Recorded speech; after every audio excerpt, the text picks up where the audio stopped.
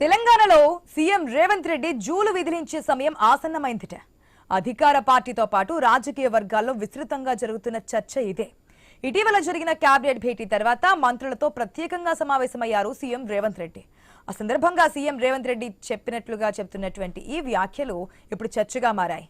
అధికారంలోకి వచ్చాక సీఎంగా బాధ్యతలు చేపట్టాక రేవంత్ రెడ్డి ఒకవైపే చూసినట్లుగా ఆ వ్యాఖ్యలున్నాయి. అదే నిజమైతే రేవంత్ రెడ్డి రెండో వైపు ఎందుకు చూడలేదు? ఇప్పుడు చేతులు కాలిన తర్వాత అన్ని వైపులా చూస్తే సమస్య సెట్ అవుతుందా? మంత్రులతో రేవంత్ రెడ్డి చేసిన ఈ వ్యాఖ్యలు దేనికి సంకేతం?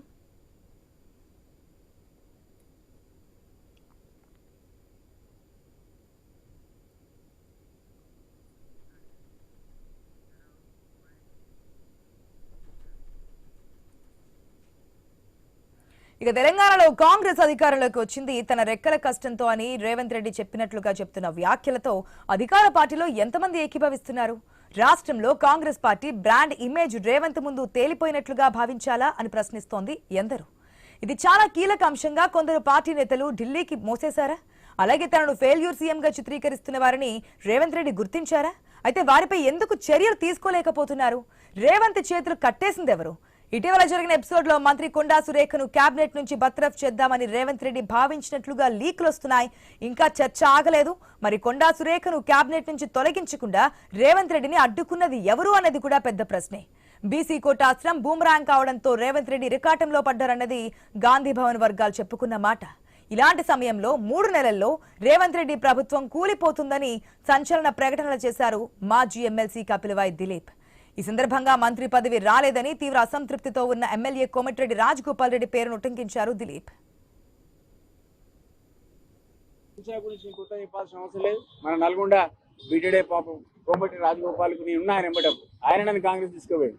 ఆయనకు ప్రామిస్ చేశాడు మంత్రి పదవి ఇస్తాను, ఇవ్వలే. 2 ఏళ్ళు అయింది. ఆయన పాపం అంటే నిలబడి చూస్తా ఉన్నాడు ఎప్పుడు ఇస్తారా. సో ఆయన డెఫినెట్లీ నిజాయితీ పరుడు. నేను చీఫ్ ఎలక్షన్ ఏజెంట్గా పనిచేసిన ఆయన నాకు చాలా క్లోజ్ తెలుసు. ఆయన సామాన్యుడు ఏం కాదు. నాకు తెలిసి 3 నెలల లోపల కాంగ్రెస్ ప్రభుత్వానికి కూలదూస్తాడు. ఆయన ఖచ్చితంగా కూలిపోతాయి కాంగ్రెస్ ప్రభుత్వం. ఆయనతో పాటు 30-40 మంది ఎమ్మెల్యేలు నాకు తెలిసిన వాళ్ళే ఆయనకి టచ్లో ఉన్నారు. కాబట్టి పాపం రేవంత్ రెడ్డి గారు ఏమి ఇంకా కంగారు పడాల్సిన అవసరం లేదు. ఎట్లా పైసలు లేవు, ఆయన ఏం చేయలేంది లేదు, మనకే చెప్పాడు. ఇంట్లో పండుకునేది బెటర్. 3 months లోపల మన నల్గొండ నుంచే ఈ ప్రభుత్వానికి పెద్ద సంక్షోభానికి ఎటువేయబడుతుంది కాంగ్రెస్ ప్రభుత్వం. ఇది ఏమున్నా సరే ఆ సంక్షోభంలో పోని వాడు కూలిపోడు గ్యారంటీ అని చెప్పుకుంటా కూడా. ఈ పరిణామాలన్నీ చూస్తూ ఉంటే కాంగ్రెస్ పార్టీలో ఏం జరుగుతోంది? తెర వెనుక వేగంగా పావులు కదుపుతోంది ఎవరు? ఈ ప్రశ్నల చుట్టూ చర్చలు హీటెక్కుతున్నాయి. కాంగ్రెస్ పార్టీలో ఏదైనా సాధ్యమే అన్న ప్రచారానికి బలం చేకూర్చేలా జరుగుతున్న పరిణామాలు ఎలాంటి మలుపు తీసుకుంటాయో అనే ప్రశ్న ఆసక్తి నిలుపుతోంది.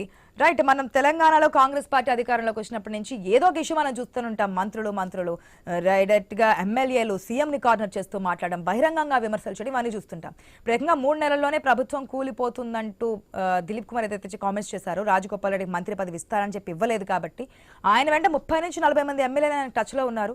తప్పకుండా ప్రభుత్వం కూలిపోతుంది అంటున్నారు. మరి ఏ విధంగా ముందుకెళ్లబోతున్నారు? ఇంత స్వేచ్ఛ మనకి కాంగ్రెస్ పార్టీలో కనిపిస్తుంటుంది. వాట్ నెక్స్ట్ అనే దానికి సంబంధించి స్పెషల్ డ్రైవ్ మా ఇన్పుట్ ఎడిటర్ శ్రీకాంత్ అందిస్తారు. Right, good afternoon Srikanth. మరొక బాంబ్. తెలంగాణ కాంగ్రెస్ పార్టీ అధికారంలోకి వచ్చిన తర్వాత ఎప్పుడు ఒక పెను సంచలనమే, ఏదో ఒక వార్త హైలైట్ అవుతూనే ఉంటుంది. ఇప్పుడు 3 నెలల్లో ప్రభుత్వం కూలిపోతుందని ఇప్పటి వరకు రేవంత్ రెడ్డి ఒకవైపే చూసారు. ఇప్పుడు సెకండ్ టర్న్ చూసుకోబోతున్నారు. ఎన్ని కామెంట్స్ వస్తున్నాయి? సో రాబోయే రోజుల్లో మార్పు సాధ్యమే అనుకోవచ్చే?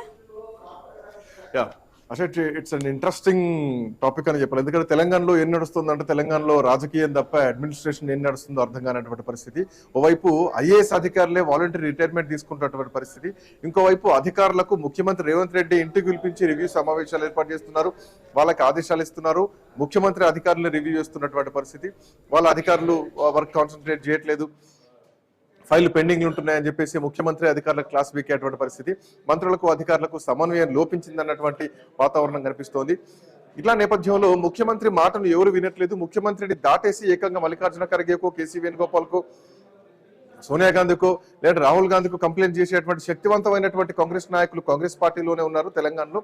ఉత్తమ్ కుమార్ రెడ్డి కానీ, లేదంటే భట్టి విక్రమార్క కానీ, లేదంటే మహేష్ కుమార్ గౌడ్ కానీ, ఇట్లా వీళ్ళంతా కూడా ముఖ్యమంత్రిని దాటి ముందుకెళ్తున్నారా? ఏకంగా ఢిల్లీ అధిష్టానంతో టచ్ లో ఉన్నారా? గతంలో వైఎస్ఆర్ లాంటి ఒక స్ట్రాటజీ కానీ, వైఎస్ఆర్ లాంటి ఒక హుందాతనం కానీ సో రేవంత్ రెడ్డి మెయింటైన్ చేయలేకపోతున్నారు అన్నది ప్రధానమైనటువంటి వాదన వినిపిస్తోంది. ఈవెన్ ప్రధాన పత్రికలు కూడా అవే మాట్లాడుతున్నాయి.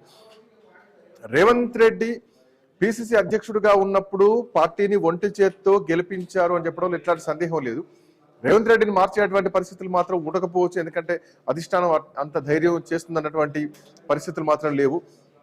ఎందుకంటే రానున్నటువంటి బీహార్ ఎన్నికలు ఉన్నాయి. ఇప్పటికే కర్ణాటకలో సిద్ధరామ వర్సెస్ డికే శివకుమార్ లాంటి వాతావరణం నడుస్తోంది. డికే శివకుమార్ ముఖ్యమంత్రి కాబోతున్నారన్నటువంటి వాతావరణం వస్తుంది. సో ఈ ఎఫెక్ట్ ఎంతవరకు తెలంగాణలో ఉండబోతోంది అన్నటువంటి అంశం ఇట్లా ఉంటే కనుక, ఒకవైపు ప్రభుత్వం పైన వ్యతిరేకత రోజు రోజుకు పెరుగుతూనే ఉంది.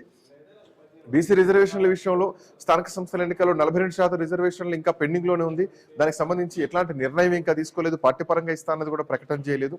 ఆ అంశం అట్లా ఉండగానే కపిలవాయి దిలీప్ కుమార్ నిన్న కోమటిరెడ్డి రాజగోపాల్ రెడ్డి సెంట్రిక్ గా చేసినటువంటి కామెంట్ సంచలనంగా మారింది.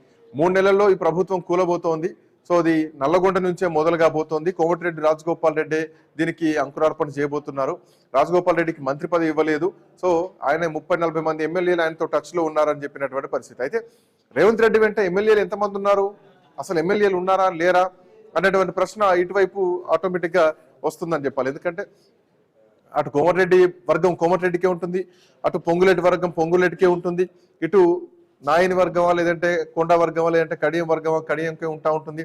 సో ఇట్లా రకరకాలైనటువంటి వర్గాలు ఉన్నటువంటి టైంలో అటు అఫ్ కోర్స్ పొన్నం వర్గం ఒకటి, లేదంటే శ్రీధరబాబు వర్గం, ఇన్ని వైపుల నుంచి ఎవరికి వారు ముఖ్యమంత్రులుగా బిహేవ్ చేస్తున్నటువంటి క్రమంలో రేవంత్ రెడ్డి పరిస్థితి ఏమిటి, ఈ వస్తున్నటువంటి వార్తలు కానీ వస్తున్నటువంటి వాదనలు కానీ ముఖ్యమంత్రిని తక్కువ చేసేలా ఉంది. ఎందుకంటే ఏకంగా కొండా సురేఖ ఒక మంత్రి కూతురే రేవంత్ రెడ్డిని టార్గెట్ చేస్తూ ఆ తుపాకీ రేవంత్ రెడ్డి ఇచ్చారు కదా, అక్కడ రోహిత్ రెడ్డి లేడా సుమన్తో పాటు అని చేసినట్టు కామెంట్ తర్వాత కూడా అంతా సద్దుమణిగిపోయింది. కనీసం బర్తరఫ్ చేస్తారేమో అనుకుంటే అది ఇంట్లో పంచాయతీ టీకప్పులు సున్నామన్నారు. అన్నారు. బట్ ఆ సునామీ అక్కడే ఆ 4 గోడల మధ్య ఉందనుకుంటే పొరపాటు, అది ప్రజల్లో కూడా నడుస్తోంది. దీనికి కపిలవాయి దిలీప్ కుమార్ చేసినటువంటి కామెంట్స్ చాలా సంచలనంగా మారాయి. మా కరెస్పాండెంట్ స్వామి అందుబాటులో ఉన్నారు. స్వామి, గుడ్ ఆఫ్టర్నూన్. కపిలవాయి దిలీప్ కుమార్ మాటల్ని ఎట్లా చూడాలి? ఎందుకంటే ఒక రాజకీయ నాయకుడి కంటే రాజకీయ మేధావిగానే ఆయన చూడాల్సినటువంటి అవసరం ఉంటది. ఉద్యమంలో పనిచేసినటువంటి వ్యక్తి, నల్లగొండ నుంచే మొదలు కాబోతుంది. కోమటిరెడ్డి రాజగోపాల్ రెడ్డితో 30-40 మంది ఎమ్మెల్యేలు టచ్ లో ఉన్నారు అన్న కామెంట్ ఒకటి. కోమటిరెడ్డి రాజగోపాల్ రెడ్డి మధ్య కాలంలో ఆయన ఒంటరిగా పోతున్నారు. మద్యం షాపుల విషయంలో కానీ లేదంటే అక్కడ ఉన్నటువంటి బెల్ట్ షాపుల విషయంలో కానీ జూపల్లిని కాదంటూ కూడా సొంత నిర్ణయాలతో ముందుకెళ్తున్నారు. సో కోమటిరెడ్డి రాజగోపాల్ రెడ్డి సొంత ఎజెండాతో పోతున్నారా? కపిలవాయి మాటలను ఎట్లా చూడాలి స్వామి? శ్రీకాంత్, కాంగ్రెస్ పార్టీలో ఎప్పుడు కూడా ఏ వ్యక్తిని పార్టీలో బలపడనియదు. ఒకవైపు అధిష్టానమే స్వయంగా ఒకరికి పోయి ఒకరికి చెక్ పెడుతూ ప్రత్యక్ష పరోక్ష రాజకీయాలను ప్రోత్సహిస్తూ ఉంటుంది. గతంలో అనేక సందర్భాల్లో మనం చూసాము. వైఎస్ రాజశేఖర రెడ్డి ముఖ్యమంత్రిగా ఉన్నప్పుడు అంతకుముందు ఒకవైపు వెంకటస్వామి కావచ్చు, ఇటు విహెచ్ కావచ్చు, చాలా మంది ఆంధ్రకు సంబంధించిన నేతలు కొద్దిమంది కావచ్చు, అందరూ గ్రూప్ రాజకీయాలు కాంగ్రెస్ పార్టీలో కామన్ గానే పార్టీ అధిష్టానమే ప్రోత్సహిస్తూ ఉంటుంది. లోకల్ గా ఎవరికి పూర్తి స్థాయి పట్టొచ్చి పార్టీ అధిష్టానం పైన తిరుగుబాటు చేయకుండా ఉండడం కోసం వాళ్ళు మొదటి నుంచి కూడా ఇదే ఫార్ములాను వాళ్ళు అమలు చేస్తూ ఉంటారు. ఇప్పుడు తెలంగాణలో కూడా ఒకవైపు ఇతర పార్టీల నుంచి కాంగ్రెస్ పార్టీలోకి వచ్చినటువంటి Revanth Reddy party working president అయ్యారు, ఆ తర్వాత పార్టీ పిసిసి అధ్యక్షులు అయ్యారు, ఆ తర్వాత ముఖ్యమంత్రి అయ్యారు. చాలా మంది మొదటి నుంచి ఉన్న పార్టీ నేతలందరూ కూడా ఇదే అంశం పైన ఒకవైపు ఇతర పార్టీలు వచ్చిన వారికి పెద్దపీట వేస్తారు, మొదటి నుంచి ఉన్న వారికి పట్టించుకోవట్లేదు. ఏదైతే రాజకీయాలు ఇంటర్నల్ గా చేస్తూ ఉంటారో అవి ఇప్పటికి కూడా కొనసాగుతూనే ఉన్నాయి. పార్టీ అధిష్టాన పెద్దలకు ప్రతిరోజు కూడా నిత్యం ఏదో ఒక ఇష్యూ పైన పార్టీలో ఇక్కడ చీమ చిట్టుకుమన్నా కూడా ఆ సమయాన్ని ఆ సందర్భాన్ని దృష్టిలో ఉంచుకొని ఆ పూర్తి వివరాలతో సహా పార్టీ అధిష్టాన పెద్దలకు ఫ్యాక్సులు చేస్తారు, మెసేజ్లు పెడతారు, ఇన్ఫర్మేషన్ అందిస్తారు. ఇక్కడ ఏం జరుగుతుందో ఎప్పటికప్పుడు పార్టీ అధిష్టాన పెద్దలకు తెలియజేయడం కోసం ఒక టీమే పనిచేస్తుంది అనేది కూడా కాంగ్రెస్ పార్టీలో సహజంగా జరిగేటువంటి ప్రక్రియ.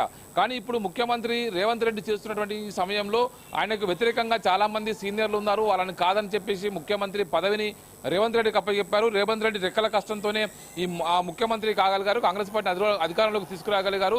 రేవంత్ రెడ్డి లేకపోతే, ఆయన వ్యూహాలు లేకపోయి ఉంటే కాంగ్రెస్ పార్టీ రాష్ట్రంలో అధికారంలోకి వచ్చి ఉండేది కాదనేది కూడా రేవంత్ రెడ్డిని సపోర్ట్ చేస్తున్న వారు చెప్పేటువంటి వాదన.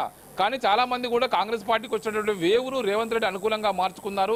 కేసీఆర్ పైన ఒకవైపు పోరాటం చేస్తున్నట్టు తన వ్యక్తిగత కక్షతో పాటు వివిధ అంశాలలో చొప్పించి తనకు తాను ఎలివేట్ చేసుకున్నాడు.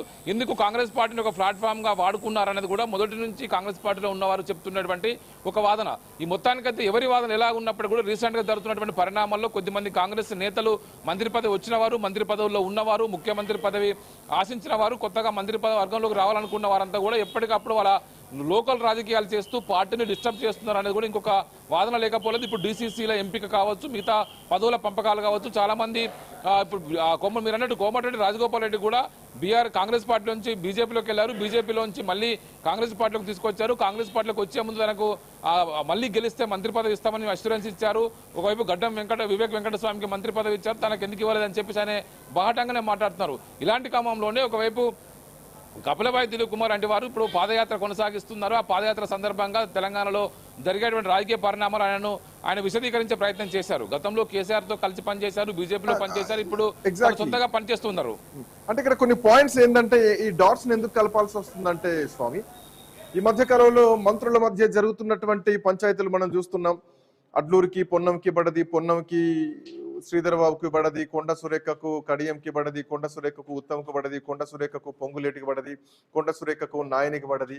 సో ఇట్లాంటి వర్షం నడుస్తుంది. ఇటు కోమటిరెడ్డి రాజగోపాల్ రెడ్డికి ముఖ్యమంత్రికి పడట్లేదు, కోమటిరెడ్డి రాజగోపాల్ రెడ్డికి జానారెడ్డికి పడట్లేదు. సో రకరకాల ఈక్వేషన్స్ నడుస్తున్నాయి. మొన్న జరిగినటువంటి కేబినెట్ భేటీని మనం ఒక పునాదిగా చూసుకుంటే, కేబినెట్ భేటీ తర్వాత అధికారులు పంపించేసిన తర్వాత మంత్రులతో ఒక మీటింగ్ జరిగింది. ఈ మీటింగ్ లో ఏదో జరిగింది, ఈ మీటింగ్ లో మంత్రులకు మధ్యలో ఏదో పెద్ద భారీ చర్చ జరిగింది అన్నటువంటి అంశం ఒకటి. జనరల్ గా అయితే అధికారులతోటి కేబినెట్ భేటీ అయిపోతే అధికారులు పంపించి ఏం జరిగింది అన్నది ఇక్కడ క్వశ్చన్ వేసుకుంటే గనక, దీని తర్వాత ఢిల్లీకి వెళ్ళినటువంటి టైంలో అందరూ ఒకేసారి ఢిల్లీకి వెళ్ళలేదు. సో ముందుగా భట్టి కానీ లేదంటే మహేష్ కుమార్ గౌడ్ కానీ, ఆ తర్వాత నెక్స్ట్ డే రేవంత్ రెడ్డి పోవడం జరిగింది. సో ఏదో జరుగుతోంది అన్నటువంటి మాటల వెనకాల ఈరోజు కోమటిరెడ్డి రాజగోపాల్ రెడ్డి సెంట్రిక్ గా మనం అనుకున్నట్టు కపిలభాయ్ మాటల్ని ఇక్కడ ఒక పాయింట్ ఒక సైడ్ పెట్టుకుందాం. ఇంకోటి 3 నెలలు అన్నటువంటి కాలాన్ని ఒకటి అట్లా పెడితే కనుక ఈ లోపు బీహార్ ఎన్నికలు జరిగిపోతాయి. బీహార్ ఎన్నికల తర్వాత ఏమైనా ఒక భారీ మార్పులకు శ్రీకారం చుట్టేటువంటి అవకాశం ఉంది, ఒక భారీ కుదిపు ఏమైనా జరగవచ్చా? బీహార్ కోసమే అటు కర్ణాటక కానీ ఇటు తెలంగాణ కానీ హోల్డ్లో పెడుతున్నారు అనుకోవచ్చా? అట్లా చూడొచ్చు ఈ పాయింట్ ని స్వామి.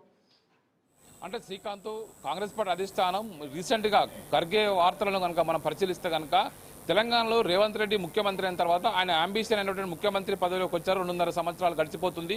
ఆయన చేస్తున్న వ్యవహార కారణంగా తెలంగాణలో మరోసారి కాంగ్రెస్ పార్టీ అధికారంలోకి వచ్చే అవకాశం లేదని చెప్పేసి ఏకంగా ఏఐసీసీ అధ్యక్షులు మల్లికార్జున ఖర్గే చెప్పినట్టుగా వార్తలు వచ్చాయి. కొన్ని పేపర్లు దాన్ని కోర్టు కూడా చేయడం జరిగింది. మొత్తానికి అటు కర్ణాటకలో సిద్ధరామయ్య వర్సెస్ డీకే శివకుమార్, తెలంగాణలో సీనియర్ మంత్రులు వర్సెస్ రేవంత్ రెడ్డి అనే ఒక గేమ్ అయితే కొనసాగుతుంది.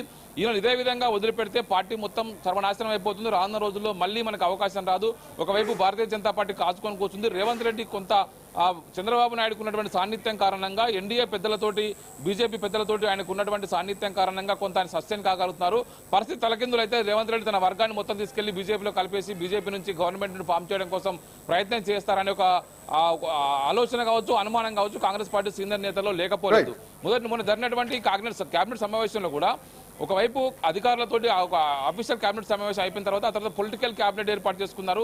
పొలిటికల్ కేబినెట్ లో ఆయనతో పాటు ఉన్నటువంటి మంత్రివర్గంతో అందరితో మాట్లాడి నేను మీకు ఏం తక్కువ చేస్తున్నాను, సీనియర్ మంత్రులకు కూడా తనతో పాటు సమానమైనటువంటి ఒక హోదా కల్పిస్తున్నాను, సమానమైనటువంటి గౌరవిస్తున్నాను, అయినా మీరు ఎందుకు నన్ను ఒక ఫెయిల్యూర్ ముఖ్యమంత్రిగా చిత్రీకరించే ప్రయత్నం చేస్తున్నారు, నేను ఏ పని చేసినా కూడా అధికారులు సహకరించట్లేదు, సహచర మంత్రులు సహకరించట్లేదు, అది పోను ఇంకా నన్ను బ్లేమ్ చేస్తున్నారు, ఏం జరిగినా కూడా నన్ను ఆ వైపు వేలు చూపెడుతున్నారు, సక్సెస్ వస్తే మీ అందరూ కాంగ్రెస్ పార్టీ సక్సెస్ గా చూపిస్తున్నారు, ఫెయిల్యూర్ అయితే అది రేవంత్ రెడ్డి ఫెయిల్యూర్ గా చూపెడుతున్నారు, ఇది సరికాదని చెప్పేసి రేవంత్ రెడ్డి వారితో చెప్పే ప్రయత్నం చేస్తారు. ఇది ఇలా కొనసాగితే రానున్న రోజుల్లో పరిస్థితులు తలకిందులు అవుతాయి, నేను ఎంతవరకైనా వెళ్తాను, అవసరమైతే నా మీద కామెంట్ చేస్తున్నటువంటి మంత్రుల్ని క్యాబినెట్ నుంచి డిస్మిస్ చేసే వరకు కూడా వెళ్తాననే ఒక హెచ్చరిక టోన్తో ఆయన మాట్లాడగా తెలుస్తుంది. కానీ కాంగ్రెస్ పార్టీలో ఒకవైపు ముఖ్యమంత్రి చేతిలో క్యాబినెట్ లోకి తీసుకోవడం పెట్టడం అనేది వాళ్ళ చేతిలో ఉండదనే విషయం చాలా మందికి తెలుసు. కాంగ్రెస్ పార్టీలో ఒక మంత్రివర్గ శాఖ మార్చాలన్నా, ఒక కొత్త మంత్రిని తీసుకోవాలన్నా, ఉన్నవారిని పంపాలన్నా అది పూర్తిగా పార్టీ అధిష్టాన పెద్దల కన్సర్న్లో జరుగుతుంది. ఆ విషయం కాంగ్రెస్ పార్టీలో ప్రతి ఒక్కరికి తెలుసు. ఇప్పుడు ఇది మరింత రోజు రోజుకు బలపడి ఇక్కడ జరుగుతున్న ప్రతి విషయాన్ని కూడా కాంగ్రెస్ పార్టీ పెద్దలకు చేరవేయడం కోసం ఒక ప్రత్యేకమైనటువంటి కోటరీ ఇక్కడ తయారైంది. ఒకవైపు ముఖ్యమంత్రి ఢిల్లీకి వెళ్ళక ముందుగానే ఒకవైపు డిప్యూటీ సీఎం, పీసీ చీఫ్ ముందుగా ఢిల్లీకి వెళ్తున్నారు. జరిగిన పరిణామాలన్నీ ఎప్పటికప్పుడు వాళ్ళకి నివేదించి ఆ తర్వాత జరిగే సమీక్ష సమావేశంలో వాళ్ళు ఆ విషయాన్ని పాజిటివ్ గా మలుచుకునే ప్రయత్నం చేస్తున్నారు. ఒకవైపు పీసీ చీఫ్ మహేష్ కుమార్ గౌడ్ కు సీఎం కు మధ్య కొంత గ్యాప్ తలెత్తింది. పీసీసీ చీఫ్ తాను పార్టీ చీఫ్ గా ఉన్నవాడు కాబట్టి తను చెప్పిందే పార్టీ నడవాలి, ముఖ్యమంత్రి ఇక్కడ చీఫ్ కాదు, ఏ రాష్ట్రంలోనే సరే ఏ పార్టీలోనే సరే పార్టీ చీఫే పెద్ద, పార్టీ చీఫ్ కన్సర్న్లోనే పార్టీ నడవాలి తప్ప ముఖ్యమంత్రి కన్సర్న్లో పార్టీ నడవదు అనేది కూడా కాంగ్రెస్ పార్టీ చెప్తున్నటువంటి వ్యవహారం.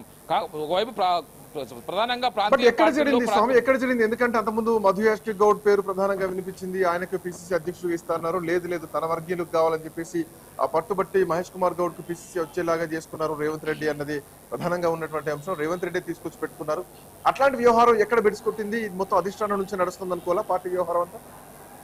ప్రతిదీ కూడా అధిష్టానమే, ప్రతిదానికి వాళ్ళే ఈ మొత్తం పొలిటికల్ గేమ్ లో వాళ్ళే చెక్ పెడుతుంటారు, వాళ్ళే ఒకవైపు పరిస్థితులు ముందుకు నడిపిస్తూ ఉంటారు. అన్ని తానే వివరించారు పార్టీ అధిష్టానమే. ఒకవైపు ముఖ్యమంత్రికి మేము సానుకూలంగా ఒకవైపు ఫ్రీ హ్యాండ్ ఇచ్చామని చెప్తున్నప్పుడు ప్రయత్నం చేస్తున్నప్పటికీ కూడా మరోవైపు ఆయనకు చెక్మేట్ గా మరోవైపు ఇతర నాయకులు ఎప్పటికప్పుడు ఎగదోస్తూ వారిని ఆయన బలపడకుండా ప్రయత్నం చేస్తున్నారు. గతంలో మనం చూసాము వైఎస్ రాజశేఖర రెడ్డి ముఖ్యమంత్రిగా ఉన్నప్పుడు ఎంఎస్ఆర్ కావచ్చు, డిఎస్ కావచ్చు, కేకే కావచ్చు, వీళ్ళందరూ కూడా పీసీ చీఫ్లుగా పనిచేశారు. ఒకవైపు వాళ్ళు పార్టీ అధిష్టానం కన్సర్న్లో పనిచేస్తున్నా వైఎస్ కు చెక్ పెట్టే ప్రయత్నం చేస్తారు. రాష్ట్రంలో అప్పుడు కిరణ్ కుమార్ రెడ్డి ముఖ్యమంత్రి ఉన్నారు, రోషయ్య ముఖ్యమంత్రి ఉన్నారు, ఎవరి ముఖ్యమంత్రి ఉన్నా కూడా పార్టీ కన్సర్న్లోనే అందరూ పనిచేయాల్సి ఉంటుంది. అలాంటిది పార్టీ కన్సర్న్లోంచి నాయకత్వం అంత ఇండిపెండెంట్ గా పనిచేయడం కోసం ప్రయత్నం చేస్తున్నారని ఏ క్షణం అనుమానం వచ్చినా సరే వెంటనే చెక్ పెట్టి వారిని సెటిలైట్ చేయడం కోసం పార్టీ పనిచేస్తూ ఉంటుంది. ఇప్పుడు కర్ణాటకలో సిద్ధరామయ్య కొంచెం దూకుడుగా వ్యవహరించినా మరోవైపు డీకే శివకుమార్ ప్రోత్సహిస్తూ ఉంటారు.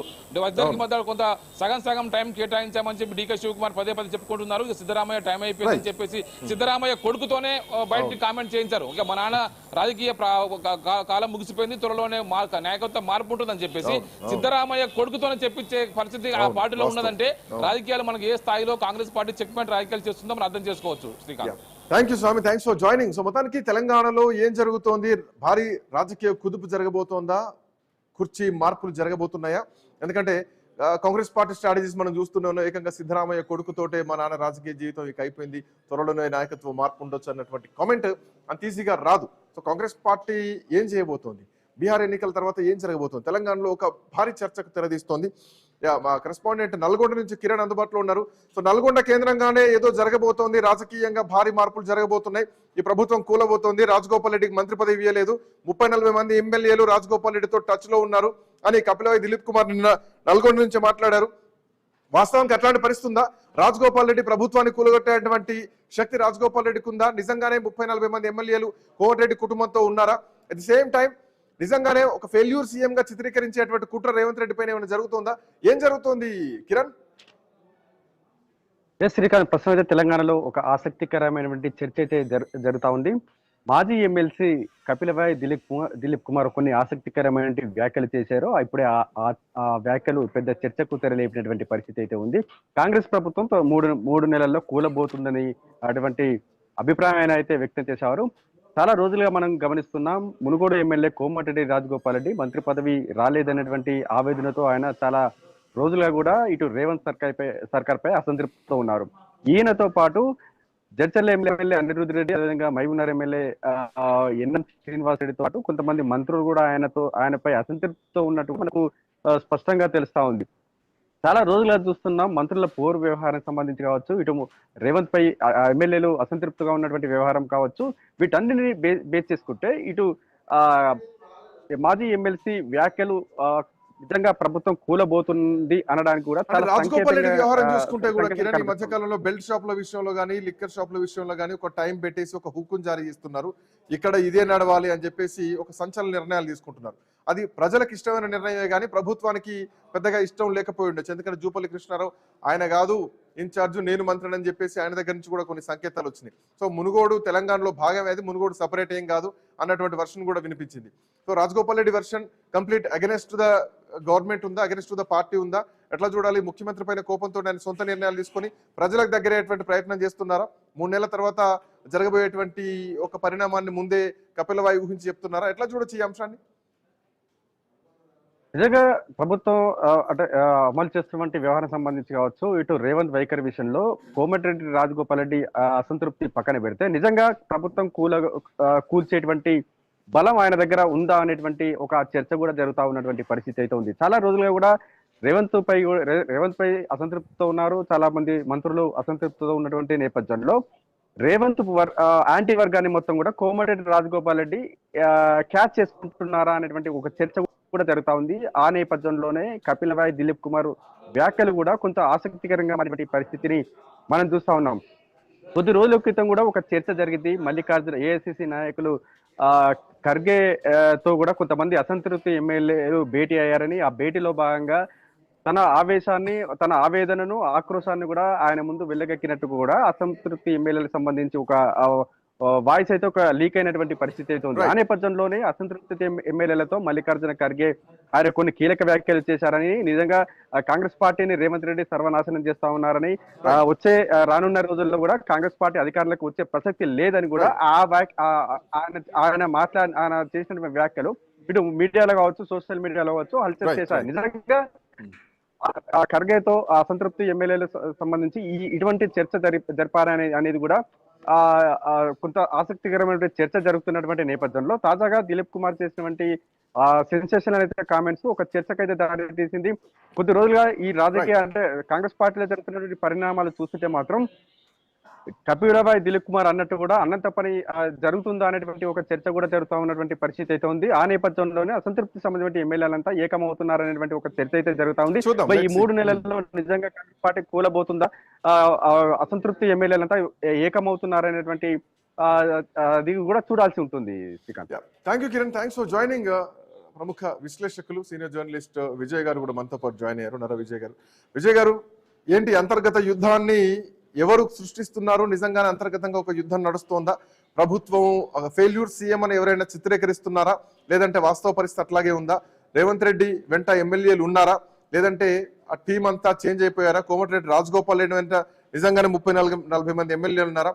నిజంగానే 30-40 మంది ఎమ్మెల్యేలు అంటే అది ఒక్క జిల్లాకు సంబంధించి కాదు, ఏకంగా వరుసగా 3-4 జిల్లాలకు సంబంధించినటువంటి ఎమ్మెల్యేలు అయితేనే టచ్ లో ఉంటారు. ఆ జిల్లాలకు సంబంధం లేని మంత్రులకు సంబంధం లేకుండా మాత్రం రాజగోపాల్ రెడ్డితో టచ్ లో ఉండడం అసాధ్యమనే చెప్పాలి. ఏం జరుగుతోంది విజయ్ గారు, ఎట్లా చూడొచ్చు ఈ అంశాన్ని? ఇక్కడ జరుగుతున్నటువంటిది మాత్రం మసులుతుంది. లోపట కాంగ్రెస్ పార్టీలో అగ్గిపర్వతం లావాలాగా మసులుతున్నటువంటి రాజకీయం కనిపిస్తుంది, ముఖ్యంగా తెలంగాణలో. ఎందుకంటే ప్రధానమైనటువంటి ఏంటంటే రేవంత్ రెడ్డిని ఇతర పార్టీ నుంచి వచ్చినటువంటి వ్యక్తి మా పదవిని తీసుకొని పోయాడు అనేది ప్రధానంగా ఒరిజినల్ కాంగ్రెస్ నేతలకు నిజంగా ఉన్నది. మేము దాదాపు 40-50 సంవత్సరాల నుంచి వారసత్వంగా ఎప్పుడు కుటుంబాన్ని అంటుకుంటుకొని కాంగ్రెస్ని కంటిన్యూ అవుతున్నటువంటి దశలో పార్టీ అత్యంత కీలకమైనటువంటి పదవిని మాత్రం రేవంత్ రెడ్డి తీసుకుపోయింది అనేది ఒక తీవ్రమైనటువంటి మానసికంగా చాలా మంది కాంగ్రెస్ నాయకులకు తెలుస్తుంది. మొదట్లో కూడా అందరూ ఒకటే గాడిలో ఉన్నారు. కాంగ్రెస్ పార్టీలో గతంలో ఉన్నటువంటి భిన్నాభిప్రాయాలు లేవు, అంతా ఏకతాటి పైకున్నారు. ప్రభుత్వం అంతా సస్టైన్ గా ముందుకెళ్తోంది, ఐకమత్యంగా ముందుకెళ్తుంది అనే వాదనే ఉండే మొదటి నుంచి కూడా. బట్ ఆల్ ఆఫ్ సడన్ గా ఎందుకు ఇట్లాంటి ఒక భారీ చేంజెస్ ఎందుకు జరుగుతున్నాయి? ఐక్యమత్యం అంటే హైకమాండ్ చెప్పినందుకు కొంతకాలం చూశారు అంతే, కాంగ్రెస్ పార్టీలో జరుగుతుంది. కానీ పవర్ అనేది ఇట్లా యాక్సెప్టెన్సీ లేదు. ప్రధానంగా 30 మంది ఎమ్మెల్యేలు ఉన్నారు ఇది అంటే అది టెంపరీగా ఆ టైంకు అధికారంలోకి వచ్చినటువంటి నేపథ్యంలోనే రేవంత్ రెడ్డి ఉంటాడు. ఎప్పుడైతే హైకమాండ్ పూర్తిగా తన కంట్రోల్ తీసుకొని హైకమాండ్కు ఈయన తీసేసినారంటే ఎమ్మెల్యేలు ఒకవేళ ముఖ్యమంత్రిని మారుస్తున్నారు రేవంత్ రెడ్డిని అంటే ఒక్క ఎమ్మెల్యే కూడా రేవంత్ రెడ్డితో ఉండరు కాంగ్రెస్ పార్టీకి సంబంధించినటువంటి వాళ్ళు.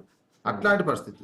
కానీ రేవంత్ రెడ్డి స్వయంగా కొంతమంది ఎమ్మెల్యేలను గెలిపించుకున్నారు, ఆయన కృషితోటి చాలా మంది ఎమ్మెల్యేలు గెలిచారు.